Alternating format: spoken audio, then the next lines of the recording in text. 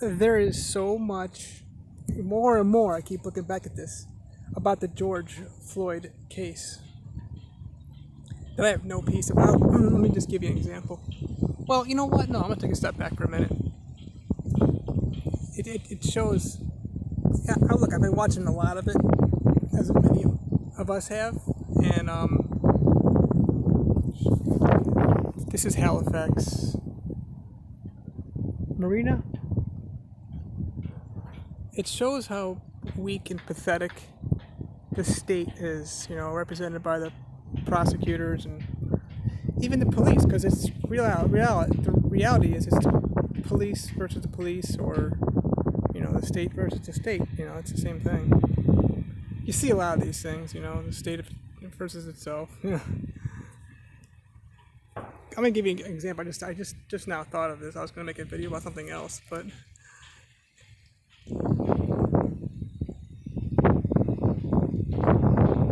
judge was upset because it looked almost as though the state was disorganized and just causing like a conundrum of confusion with their presentation and pleadings.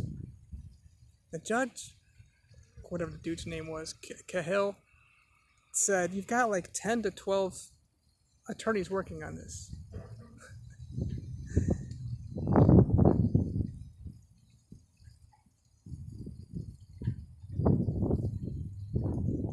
You heard what I just said, okay? Of course, the prosecution's so stupid, and that's when they changed everything and they just went with one attorney from that point on. Their rebuttal was, well, Eric Nelson and the defendant have the whole police union paying for it. Their idea, they thought that the prosecution, that they thought, well, we've got all the money, we've got all the backing against poor little Chauvin. Oh, we're going to prove you wrong. We're going to say, Chauvin's got the whole... But that's not what the whole point of the judge was saying. The judge was saying, hey, guys, get freaking organized here. You got all these different attorneys saying things. I can see how it's worded differently. You can tell it's different people working on it, different assistants for those attorneys working on things.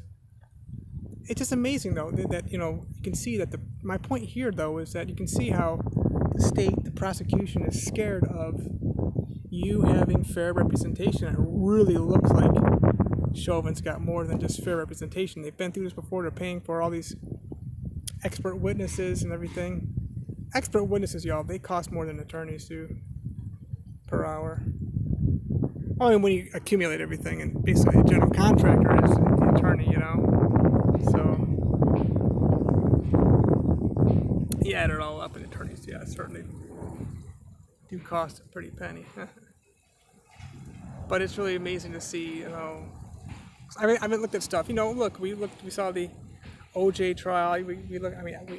As a macro people, we would see things, And I'm looking at this. I watched quite a few of the testimonies.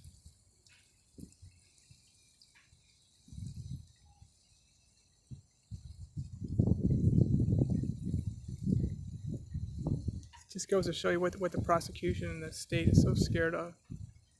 And you're still not going to get fairness. Obviously, this thing's going to be overturned, and then they're going to go back to trial again. It's going to cost more money and heartache and pain and injustice. We've still got so much. It's just really simple, though. White's got to step it up. Black, just be black. Don't do what white wants you to do. I'm driving through Daytona Beach. I'm seeing these things and scooting.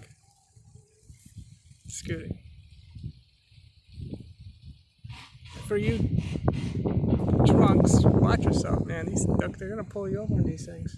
There's a lot of videos on that on YouTube. So that's just really kind of cute. I thought that was really kind of funny that the prosecution had no idea what the judge was trying to say, and like dar. There's so much I want to talk about, but